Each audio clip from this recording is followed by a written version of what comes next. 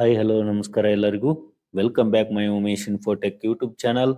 ಈ ಒಂದು ವಿಡಿಯೋದಲ್ಲಿ 2026-27ನೇ ಸಾಲಿನ ಶೈಕ್ಷಣಿಕ ವರ್ಷಕ್ಕೆ ಅಲ್ಪಸಂಖ್ಯಾತರ ವಸತಿ ಶಾಲೆಗಳಲ್ಲಿ 6ನೇ ತರಗತಿ ಪ್ರವೇಶಕ್ಕಾಗಿ ಯಾವ ರೀತಿ ಆನ್ಲೈನ್ ಅರ್ಜಿಯನ್ನು ಸಲ್ಲಿಸಬೇಕು ಮತ್ತು ಹೇಗೆ ಅರ್ಜಿಯನ್ನು ಸಲ್ಲಿಸಬೇಕು, ಇದಕ್ಕೆ ಬೇಕಾದಂತಹ ದಾಖಲೆಗಳನ್ನ ಯಾವ ರೀತಿ ಅಪ್ಲೋಡ್ ಮಾಡಬೇಕು ಮುಂತಾದ ಮಾಹಿತಿಯನ್ನ ನಾನು ಈ ವಿಡಿಯೋದಲ್ಲಿ ತಿಳಿಸ್ಕೊಡ್ತೀನಿ.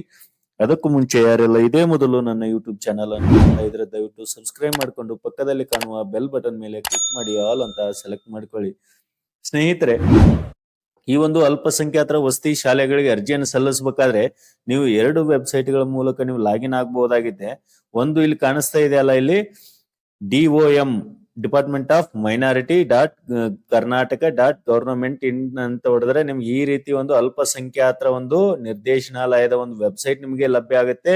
ಇಲ್ಲ ಅಂದ್ರೆ ಸೇವಾ ಸಿಂಧು ಅಂತ ನೀವು ಪೋರ್ಟಲ್ ಏನಾದ್ರು ಸರ್ಚ್ ಮಾಡಿದ್ರೆ ಅಲ್ಲಿ ನೀವು ಮೊಬೈಲ್ ನಂಬರ್ ಹಾಕಿ ನೀವು OTP ಹಾಕಿ ಜನರೇಟ್ ಮಾಡಿದ್ರೆ ನಿಮ್ಗೆ ಈ ರೀತಿ ಹೋಮ್ ಪೇಜ್ ಕಾಣಿಸುತ್ತೆ. ಇಲ್ಲಿ ಸೊ ನಿಮ್ಗೆ ಇಲ್ಲಿ ಲೆಫ್ಟ್ ಬದಿಯಲ್ಲಿ ಅಪ್ಲೈ ಫಾರ್ ಸರ್ವಿಸಸ್ ಅಂತ ಕಾಣುತ್ತಲ್ಲ, ಅದರ ಕೆಳಗೆ ಬಂದು ವೀವ್ ಆಲ್ ಅವೈಲೇಬಲ್ ಸರ್ವಿಸಸ್ ಅಂತ ಬಂದಾಗ ಅಲ್ಲಿ ಸರ್ಚ್ ಬಟನ್ ಅಲ್ಲಿ ಮೈನಾರಿಟಿ ಅಂತ ಸರ್ಚ್ ಕೊಟ್ಟಾಗ ನೀವು ಅಲ್ಲಿ ಏನಾಗುತ್ತೆ, ಈ ರೀತಿ ಒಂದು ಅಲ್ಪಸಂಖ್ಯಾತರ ಕಲ್ಯಾಣ ಇಲಾಖೆ ಅಡಿಯಲ್ಲಿ ಬರ್ತಕ್ಕಂತ ವಸತಿ ಶಾಲೆಗಳಿಗೆ ಆನ್ಲೈನ್ ಅರ್ಜಿಯನ್ನು ಸಲ್ಲಿಸ್ತಕ್ಕಂತ ಫಾರ್ಮ್ ನಿಮ್ಗೆ ಇಲ್ಲಿ ಡಿಸ್ಪ್ಲೇ ಆಗುತ್ತೆ. ಸೊ ನೀವಿಲ್ಲ ಅಂದ್ರೆ ಅಲ್ಪಸಂಖ್ಯಾತರ ನಿರ್ದೇಶನಾಲಯ ಒಂದು ವೆಬ್ಸೈಟ್ ಬಂದು ಇಲ್ಲಿ ಕೆಳಗೆ ಆನ್ಲೈನ್ ಸೇವೆಗಳಂತ ಕಾಣಿಸ್ತಾ ಇದೆಯಲ್ಲ, ಅದರ ಕೆಳಗೆ ಇಲ್ಲಿ ಒಂದು ಲಿಂಕ್ ಕಾಣಿಸುತ್ತೆ. ಸೊ ನೀವು ಅದರ ಮೇಲೆ ಇಲ್ಲಿ ಕ್ಲಿಕ್ ಮಾಡಿಕೊಂಡ್ರು ಕೂಡ ಇದು ರೀಡೈರೆಕ್ಟ್ ಆಗಿ ಸೇವಾ ಸಿಂಧು ಪೋರ್ಟಲ್ಗೆ ಹೋಗುತ್ತೆ. ಸೊ ಹಾಗಾಗಿ ನೀವು ಡೈರೆಕ್ಟ್ ಆಗಿ ಸೇವಾ ಸಿಂಧು ಪೋರ್ಟಲ್ ಅಲ್ಲೇ ನೀವು ಲಾಗಿನ್ ಆಗ್ರಿ.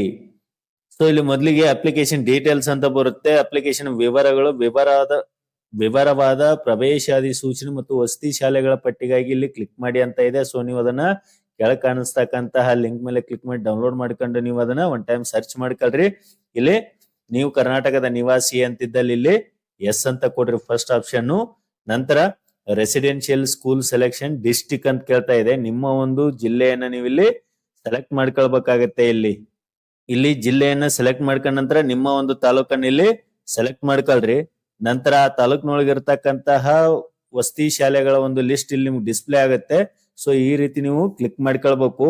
ಇಲ್ಲಿ ಒಂದಕ್ಕಿಂತ ಹೆಚ್ಚು ಪ್ರಿಯಾರಿಟಿ ನೀವು ಕೊಡೋದಾಗಿದ್ರೆ, ಅಂದ್ರೆ ಒಂದು ವಸತಿ ಶಾಲೆಕ್ಕಿಂತ ಹೆಚ್ಚು ನೀವು ಪ್ರಿಯಾರಿಟಿಯನ್ನು ಕೊಡ್ಬೇಕಾಗಿದ್ರೆ ಇಲ್ಲಿ ಪ್ಲಸ್ ಬಟನ್ ಕಾಣುತ್ತಲ್ಲ, ಅದರ ಮೇಲೆ ಕ್ಲಿಕ್ ಮಾಡಿದ್ರೆ ನೀವು ಅದೇ ಡಿಸ್ಟಿಕ್ ಓಪನ್ ಆಗುತ್ತೆ. ಸೊ ನೀವು ತಾಲೂಕಲ್ಲಿ ಬೇರೆ ತಾಲೂಕನ್ನು ನೀವು ಇಲ್ಲಿ ಚೇಂಜ್ ಮಾಡ್ಕೊಂಡು ಇಲ್ಲಿ ಪ್ಲೀಸ್ ಸೆಲೆಕ್ಟ್ ಅಂತ ಕಾಣಿಸ್ತಾ ಇದೆಯಲ್ಲ, ಸೊ ಅದರ ಮೇಲೆ ನೀವು ಇಲ್ಲಿ ಕ್ಲಿಕ್ ಮಾಡ್ಕೊಂಡು ಮತ್ತೆ ನಿಮ್ಗೆ ಬೇಕು ಅನ್ನೋದಾದ್ರೆ ಪ್ಲಸ್ ಮೇಲೆ ಕ್ಲಿಕ್ ಮಾಡ್ಕೊಂಡು ಮತ್ತೆ ನೀವು ತಾಲೂಕನ್ನು ಸೆಲೆಕ್ಟ್ ಮಾಡ್ಕೊಂಡು ಇಲ್ಲಿ ಶಾಲೆಗಳನ್ನ ಸೇರಿಸಬಹುದಾಗಿದೆ. ನೀವು ಒಟ್ಟು 10 ಶಾಲೆಗಳಿಗೆ ನೀವು ಪ್ರಿಯಾರಿಟಿಯನ್ನ ಕೊಡಬಹುದಾಗಿದೆ ಸ್ನೇಹಿತರೆ. ಸೊ ನೀವು ಅದನ್ನ ನಿಮ್ಗೆ ಎಷ್ಟು ಶಾಲೆಗಳ ಪ್ರಿಯಾರಿಟಿ ಬೇಕು ಅದನ್ನ ನೀವು ಇಲ್ಲಿ ಸೆಲೆಕ್ಟ್ ಮಾಡ್ಕೊಳ್ರಿ. ಸೊ ಇಲ್ಲಿ ಸ್ಕೂಲ್ಗಳನ್ನ ನೀವು ಪ್ರಯಾರಿಟಿ ಆದ್ರ ಮೇಲೆ ನೀವು ಸೆಲೆಕ್ಟ್ ಮಾಡ್ಕೊಂಡ ನಂತರ ನೆಕ್ಸ್ಟ್ ಎಕ್ಸಾಮ್ ಸೆಂಟರ್ ಅಂತ ಬರುತ್ತೆ. ಸೊ ನಿಮ್ಮ ಎಕ್ಸಾಮ್ ಸೆಂಟರ್ ನೀವು ಯಾವ ಡಿಸ್ಟಿಕ್ ಅನ್ನು ಸೆಲೆಕ್ಟ್ ಮಾಡ್ಕೊಂಡಿರ್ತೀರೋ ವಸತಿ ಶಾಲೆಗಳ ಆ ಡಿಸ್ಟಿಕ್ ನಿಮ್ದು ಆಗಿರುತ್ತೆ. ಸೊ ನಂತರ ಇಲ್ಲಿ ವಿದ್ಯಾರ್ಥಿಯ ವಿವರಗಳು ಅಂತ ಕಾಣಿಸ್ತಾ ಇದೆ, ಸ್ಟೂಡೆಂಟ್ ಡೀಟೇಲ್ಸ್ ಅಂತ. ಸೊ ಇಲ್ಲಿ ಫೋಟೋಗ್ರಾಫ್ ಆಫ್ ಸ್ಟೂಡೆಂಟ್ ಇಲ್ಲಿ ಚೂಸ್ ಫೈಲ್ ಮೇಲೆ ಕ್ಲಿಕ್ ಮಾಡಿದ್ರೆ ಅದು ನಿಮ್ ಗ್ಯಾಲರಿಗೆ ಹೋಗುತ್ತೆ. ಆ ಗ್ಯಾಲರಿಯಿಂದ ನೀವ್ ಏನ್ ಮಾಡ್ಕೊಳ್ಬೇಕು, ಇಲ್ಲಿ ಸೆಲೆಕ್ಟ್ ಮಾಡ್ಕೊಳ್ಬೇಕಾಗುತ್ತೆ. ಸೊ ನೀವು ಇಲ್ಲಿ ಈ ರೀತಿ ಫೋಟೋವನ್ನ ಅಪ್ಲೋಡ್ ಮಾಡ್ಕೊಂಡ ನಂತರ ನೆಕ್ಸ್ಟ್ ಇಲ್ಲಿ SATS ID ನಂಬರ್ ಕೇಳುತ್ತೆ. ಇಲ್ಲಿ ಅಂದ್ರೆ ಶಾಲೆಯಲ್ಲಿ ಮಗು ಓದ್ತಕ್ಕಂತ ಶಾಲೆಯಲ್ಲಿ ಅದು SATS ID ಸಿಗುತ್ತೆ, 9 ಸಂಖ್ಯೆ ನಂಬರು, ಅದನ್ನ ನೀವು ಇಲ್ಲಿ ಹಾಕೊಳ್ಬೇಕಾಗತ್ತೆ. ಸೊ ನೀವು SATS ID ಅನ್ನು ಇಲ್ಲಿ ಹಾಕೊಂಡ ನಂತರ ಅದನ್ನ ಮುಂದೆ ನೀವು ಇಲ್ಲಿ SATS ID ಅನ್ನು ಹಾಕೊಂಡ ನಂತರ ಮಗುವಿನ ಹೆಸರು ಆಟೋಮೆಟಿಕ್ ಬಂದಿರುತ್ತೆ. ಇಲ್ಲಿ ಜೆಂಡರ್ ಕೂಡ ಆಟೋಮೆಟಿಕ್ ತಗೊಳುತ್ತೆ, ಆನ್ಲೈನ್ ಮೂಲಕ ಡಂಪ್ ಆಗಿರುತ್ತೆ. ಇಲ್ಲಿ ವಿದ್ಯಾರ್ಥಿಯ ಒಂದು ಡೇಟ್ ಆಫ್ ಬರ್ತ್ ಕೂಡ ಆಟೋ ಸೆಲೆಕ್ಟ್ ಆಗಿರುತ್ತೆ.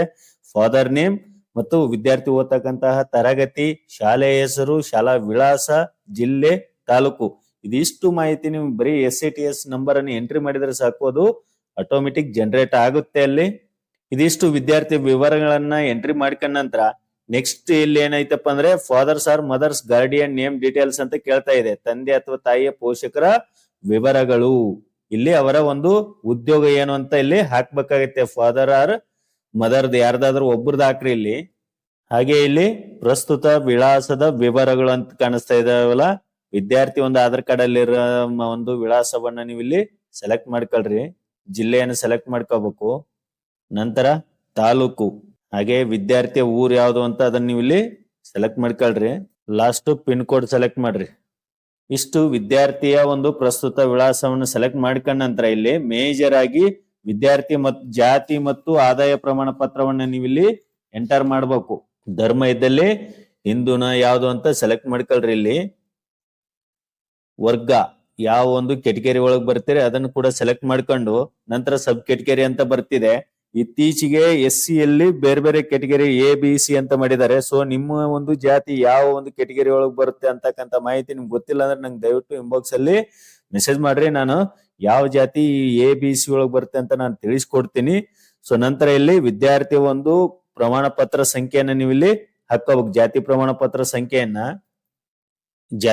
ಪತ್ರ ಸಂಖ್ಯೆಯನ್ನ ಹಾಕಿದಾಗ ಆಟೋಮೆಟಿಕ್ ಅದು ಕೆಟಗರಿ ಮತ್ತು ಜಾತಿಯನ್ನ ತೆಗೆದುಕೊಳ್ಳುತ್ತೆ ಅದು. ಅದೇ ರೀತಿ ಆದಾಯ ಪ್ರಮಾಣ ಪತ್ರವನ್ನು ಕೂಡ ನೀವು ಇಲ್ಲಿ ಹಾಕೊಳ್ಬೇಕು. ಹಾಕಿದ ನಂತರ ಅದು ಎಷ್ಟು ಇನ್ಕಮ್ ಇದೆ ಅಂತ ಇಲ್ಲಿ ತೋರಿಸುತ್ತೆ. ತದನಂತರದಲ್ಲಿ ಇತರೆ ವಿವರಗಳು ಇತರೆ ವಿವರಗಳಿದ್ರೆ ವಿದ್ಯಾರ್ಥಿ ಅಂಗವಿಕಲತೆ ಏನಾದ್ರು ಹೊಂದಿದ್ರೆ ಎಸ್ ಅಂತ ಕೊಡ್ರಿ, ಇಲ್ಲಾಂದ್ರೆ ನೋ ಅಂತ ಕೊಡ್ರಿ. ಎಸ್ ಅಂತ ಕೊಟ್ರೆ ಅದು ಸಂಬಂಧಿಸಿದಂತ ಡಾಕ್ಯುಮೆಂಟ್ಸ್ ಕೇಳುತ್ತೆ. ವಿದ್ಯಾರ್ಥಿಯು ಈ ಮುಂದೆ ತಿಳಿಸಿರು ಯಾವ್ದಾದ್ರು ವರ್ಗಕ್ಕೆ ಇದಾಗಿದೆ ವಿಶೇಷ ವರ್ಗಕ್ಕೆ ಅಂತಿದೆ. ನಿಮ್ಗೆ ಏನಾದ್ರು ಅಪ್ಲಿಕೇಬಲ್ ಇದ್ರೆ ಎಸ್ ಇದ್ರಾಗ ಸೆಲೆಕ್ಟ್ ಮಾಡ್ಕೊಳ್ರಿ, ಇಲ್ಲಾಂದ್ರೆ ನಾಟ್ ಅಪ್ಲಿಕೇಬಲ್ ಅಂತ ಇದೆಯಲ್ಲ ಅದ್ರ ಮೇಲೆ ಕ್ಲಿಕ್ ಮಾಡ್ಕೊಂಡು ಇಲ್ಲಿ ಡಿಕ್ಲರೇಷನ್ಗೆ ಕ್ಲಿಕ್ ಮಾಡ್ರಿ.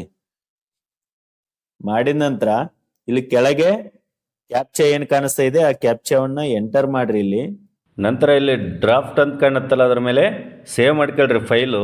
ಯಾಕಂದ್ರೆ ಮುಂದೆ ಏನಾದರೂ ಅಪ್ಲಿಕೇಶನ್ ನೀವು ಪ್ರಿವ್ಯೂ ಮಾಡಬೇಕು ಅಂದ್ರೆ ಇಲ್ಲಿ ನಂಬರ್ ಕಾಣಿಸುತ್ತೆ ಡ್ರಾಫ್ಟ್ ಫೈಲ್ ನಂಬರು, ಅದನ್ನ ನೀವು ಬರೆದು ಇಟ್ಕೊಳ್ಬೇಕು. ಅದನ್ನ ಸೇವ್ ಮಾಡಿ ಇಟ್ಕೊಳ್ರಿ ಇಲ್ಲಿ. ನಂತರ ಓಕೆ ಅಂತ ಕೊಡ್ರಿ. ಇಲ್ಲಿ ನಂತರ ಸಬ್ಮಿಟ್ ಬಟನ್ ಅಂತ ಕಾಣುತ್ತಲ್ಲ ಅದ್ರ ಮೇಲೆ ಕ್ಲಿಕ್ ಮಾಡ್ರಿ.